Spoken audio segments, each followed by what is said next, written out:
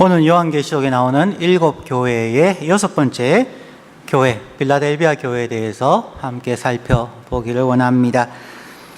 지난번에 보았던 소아시아의 지도를 보면은 로마에서부터 아시아로 넘어가는 데 있어서 지중해에, 특별히 에게해에 붙어 있는 터키의 가장 큰 항구 도시가 에베소였습니다.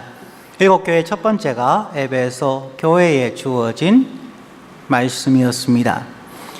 두 번째는 그 에베소에서 북쪽으로 35마일을 올라가면은 서머나 지역이 나옵니다. 그리고 그 서머나에서 다시 해안을 따라서 북쪽으로 40마일 올라가고 동쪽 내륙으로 한 10마일 정도 올라가면은 버가모 지역이 있습니다. 버가모 지역에서 다시 약 40마일 정도를 남동쪽으로 내려가면은 두아디라 교회가 있고, 두아디라 도시에서부터 필라델비아에 이르는 큰 협곡이 나타납니다. 그 협곡을 따라서 내려가게 되면 약 50마일을 내려가면은 4대 도시가 나옵니다. 그 4대 도시에서 다시 계속 협곡을 따라 내려가면은 필라델비아 도시가 나옵니다. 필라델비아는 그 협곡의 가장 마지막 부분이고, 그 북쪽에는 화산 폭발로 인하여서 생겨난 거대한 고원지대가 이루어집니다. 한국의 개마고원과 같은 그러한 지역이라 하겠습니다. 그래서 유럽에서부터 시작되어져서 여러 가지 군사뿐만 아니라 무역이 이루어질 때에 동쪽으로 가기 위하여서 지나쳐 가야 하는 곳이 두아디라부터 시작해서 필라델비아를 지쳐가는 거대한 협곡을 통하여서 사람들이 지나가게 되어져 있습니다.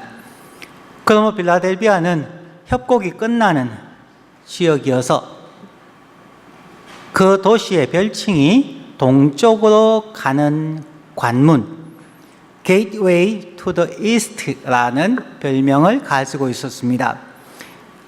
이 지역을 통과하지 않으면, 필라델비아를 통과하지 않으면 터키와 예루살렘 혹은 동방으로 갈 길이 없다고 하여서 동방으로 가는 유일한 길처럼 그렇게 여겨지고 있었습니다. 그리고 이 지역이 북쪽에 있는 화산 폭발로 인해서 이루어진 거대한 고원과 같은 지역이기 때문에 그것은 매우 비옥한 토지였습니다. 그래서 농업이 매우 발달되어 있었고, 또한 포도나무 재배가 많았습니다. 포도의 집산지라 할 수 있습니다. 오늘날 캘리포니아의 나파와 같은 그러한 포도원들이 집중해 있는 지역이라 할 수가 있습니다. 그 지역에 어려움이 있다면 간혹 거기에 거대한 화산이 폭발했다는 것입니다. AD 17년경에도 거대한 화산과 지진으로 인하여서 그 지역의 12개 도시가 초토화되어 버렸던 그러한 역사를 가지고 있습니다. 이 도시 이름을 필라델비아 혹은 지금 미국의 동부에 있는 필라델피아라는 도시와 이름이 같습니다. 왜 필라델피아라고 이름이 지어져 있느냐 하면은 그 당시에 그 지역을 다스리고 있던 아탈러스 2세가 그의 형에게 충성을 맹세할 뿐만 아니라 헌신의 표현으로서 그 도시 이름을 필라델비아 혹은 필라델피아라고 이름을 지었습니다. 필라델피아라고 이름하는 것은 형을 사랑하는 자, lover of his brother, 그의 형제를 사랑하는 이라는 그러한 뜻입니다. 이 필라델비아 교회는 7교회 가운데 유일하게 책망이 없이 칭찬과 권면만 있는 도시입니다. 오늘 이제 본문을 한번 살펴보면은 필라델비아 교회에 말씀하시는 예수님을 묘사하는 글이 7절에 나옵니다. 요한계시록 7교회에 나오는 각 구문의 첫 번째에 나오는, 즉 각 교회에게 예수님께서 자신을 묘사하는 설명이 그 교회 전체의 핵심에 해당하는 부분이라 할 수가 있겠습니다. 3장 7절 말씀에 보면 필라델비아 교회의 사자에게 편지하기를 거룩하고 진실하사 다윗의 열쇠를 가지시니 곧 열면 닫을 사람이 없고 닫으면 열 사람이 없는 그 이가 가라사대. 빌라델비아를 향한 예수 그리스도의 자기 표현이 거룩하고 진실하사 다윗의 열쇠를 가졌다 하는 그러한 표현입니다. 왜 이러한 내용이 나왔을까요? 오늘 본문의 9절 말씀에 보면 9절 말씀의 첫 부분에 보라 사단의 회 곧 자칭 유대인이라 하나 그렇지 않고 거짓말하는 자들 중에서 라는 표현이 나옵니다. 빌라델비아가 참으로 중요한 동쪽으로 가는 관문에 해당했기 때문에 수많은 유대인들이 그곳에 살고 있었을 겁니다. 그 유대인들이 기독교에 대해서 또한 예수에 대하여서 갖은 비방을 하였습니다. 이 빌라델비아 교회는 어떤 황제 숭배나 다른 이단으로부터 공격받기보다는 유대인들에 의한 공격을 많이 받았습니다. 그 유대인들이 예수에 대해서 말하기를 그는 거짓 메시아다. 그는 평범한 나사렛의 사람으로서 목수였고 특별히 교육받은 사람도 교육받은 것도 없이 그냥 조금의 기적을 행하고 수많은 문화를 파괴하는 하나의 악동에 불과하다라고 평가절하하면서 예수 그리스도를 거짓 메시아라고 공격하였습니다. 그렇기 때문에 그들은 늘 거짓말로 예수와 기독교를 폄하하고 비난하였기 때문에 예수님은 빌라델비아 교인을 향하여서 그들은 거짓말하는 자들이다. 나는 거룩하고 진실하고 다윗의 열쇠를 가진 자다.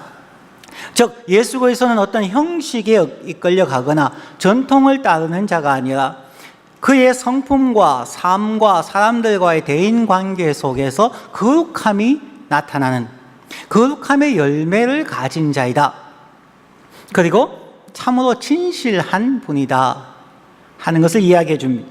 그러면서 다윗의 열쇠를 가졌다고 하는 것은 하나님께서 하나님의 백성인 다윗의 왕국, 즉 하나님의 백성인 이스라엘을 다스리는 절대적인 권세를 가진 분이다.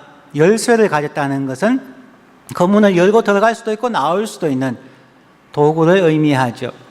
즉 유대인들이 다윗의 집을 다스리는 것이 아니라 거룩하고 진실한 예수 그리스도께서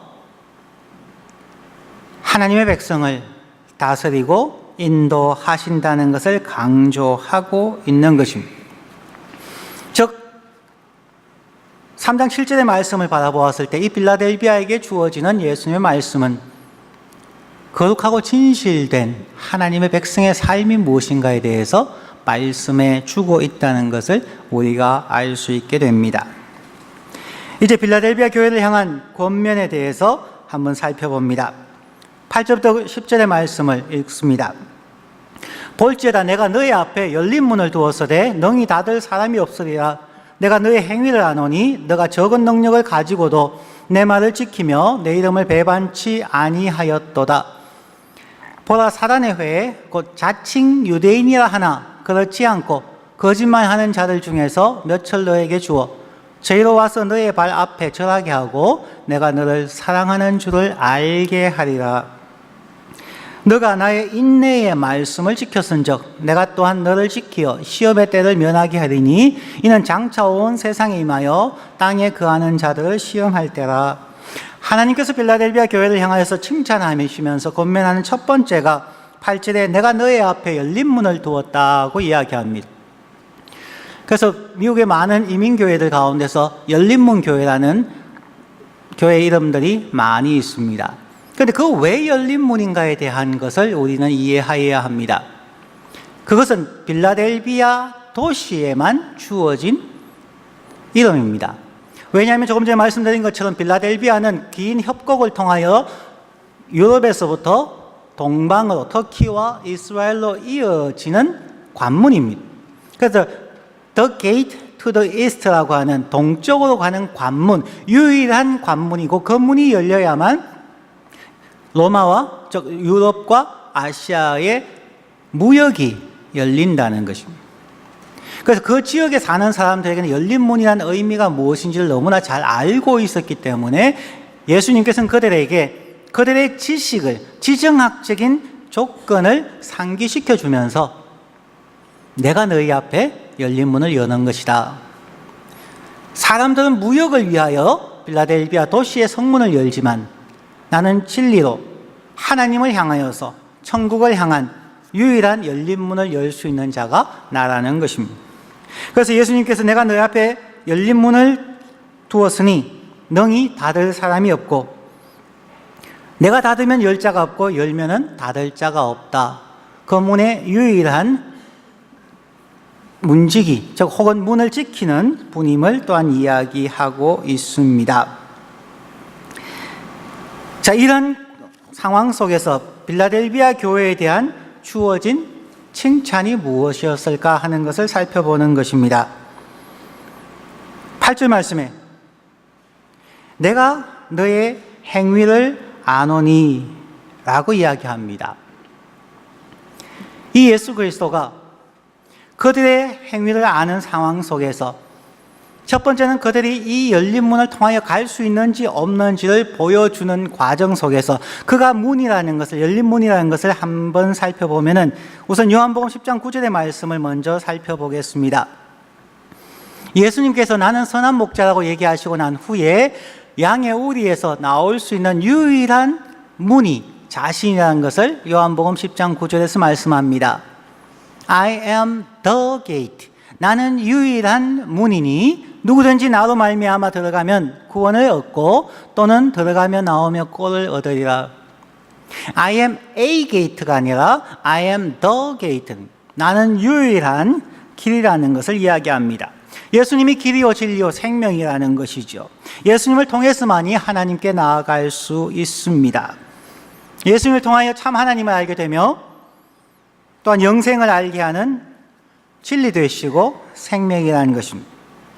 이 빌라델비아 교인들에게 칭찬하면서 잠시 전에 읽었던 8절의 말씀 첫 번째 보면 내가 너의 행위를 아노니 라는 것입니다. 다른 7 교회들에는 없는 표현일 수도 있습니다. 내가 너의 행위를 안다. 여기에서 생각해야 하는 안다는 단어의 의미입니다. 히브리 사람들에게 있어서 안다고 이야기하는 것은 매우 특별한 의미를 갖습니다. 제가 이 지역에 살다 보면은 여기에서 수많은 신학생들이 지나가고 대학생들이 지나갑니다. 혹 사람들이 추천이나 혹은 그 사람에 대해서 아십니까? 라고 질문할 때가 있습니다.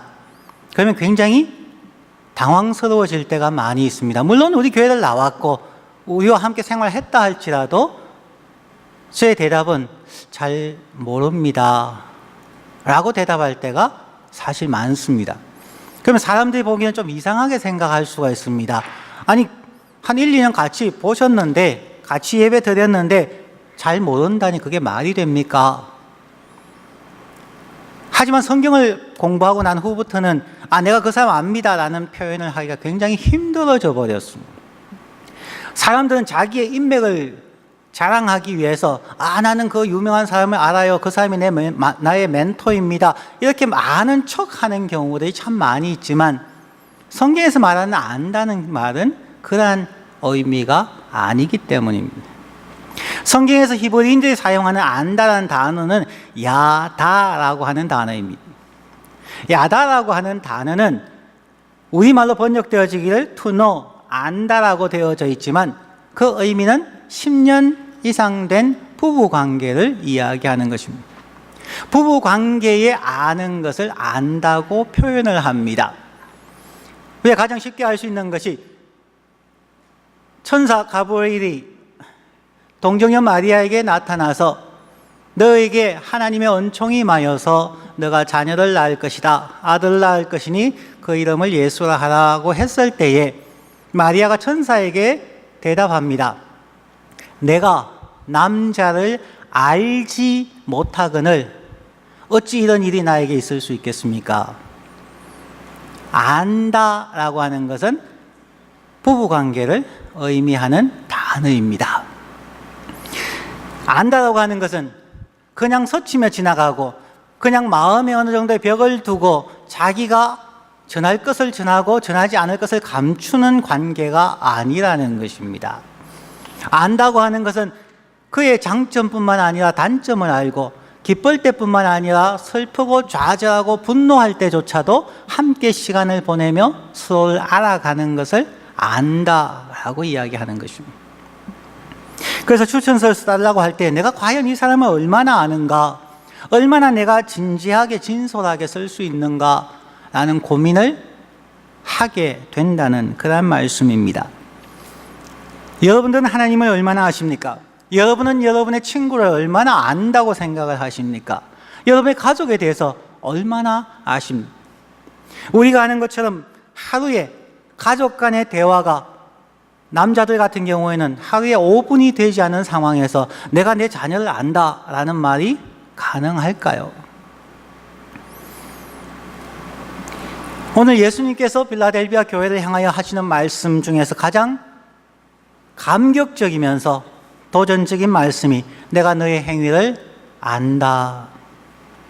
내가 오랜 기간 동안 날마다 순간마다 내가 너의 옆에서, 내가 너의 가운데서 너가 어떻게 생각하고 어떻게 감정 표출하며 너가 어떻게 하나님을 향하였고 어떻게 가족과 이웃을 향하였는지 내가 생생하게 보았고 들었고 관찰하였다 하는 그런 말입니다.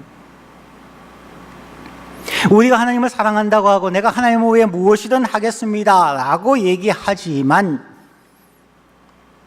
정말 하나님께서 우리를 아신다라고 하면 우리는 과연 몇 점일까요?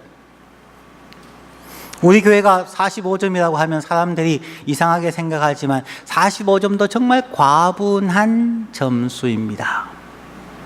예배당에 앉아있는 이 시간이 아니라 학생들은 학기에서 점수를 C 맞았을 때에 그 좌절해서 모든 것을 던져버리고자 하는 그때에 여러분을 바라본 예수라면 몇 점을 줄까요?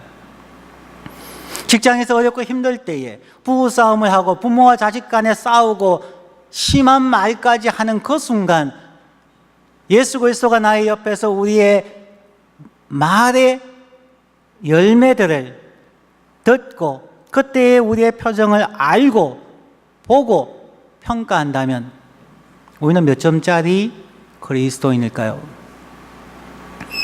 예수님은 빌라델비아 교회를 향하여 말씀하시길 나는 거룩하고 진실한 하나님의 진실한 다윗의 집의 열쇠를 가진 자라고 이야기하는 거죠.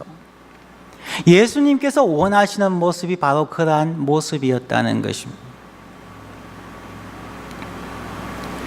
일상의 삶 속에서 예배 드릴 때뿐만 아니라 우리의 가정의 삶과 학교의 삶에서 거룩함과 진실함, 이 두 가지가 있는지를 예수님은 점검하시고 확인하시고 알고 계신다는 것입니다. 빌라델비아 교회에게 예수님께서 내가 너를 아는데, 부부관계처럼 너희를 아는데 그 상황 속에서 너는 책망할 것보다는 칭찬할 것이 훨씬 많은 교회다 하는 그런 말씀입니다. 정말 예수는 우리를 야다의 의미에서 알고 계시지만 우리는 교회 다닌다고 했고 교회 다닌 지 10년, 30년이 되었다고 하지만 과연 우리는 예수를 안다라고 할 수 있을까요? 우리가 정말 성경을 안다라고 얘기할 수 있을까요? 성경을 안다고 하는 것은 지난번에 말씀드렸던 요한복음 7장 17절처럼 하나님의 말씀을 내 삶에 적용해 보았을 때에 비로소 이것이 하나님의 말씀인지 사람이 하는 말인지 알 수가 있게 됩니다. 안다라고 하는 것은 지식이 우리의 삶 속에 적용되어져서 이것이 맞는지 안 맞는지, 정말 나의 성품을 변화시키고 나의 인간관계를 변화시키고 나의 삶의 가치를 변화시키는지 아닌지 체험적으로, 실험적으로 알 수 있는 것을 안다라고 한다는 것입니다.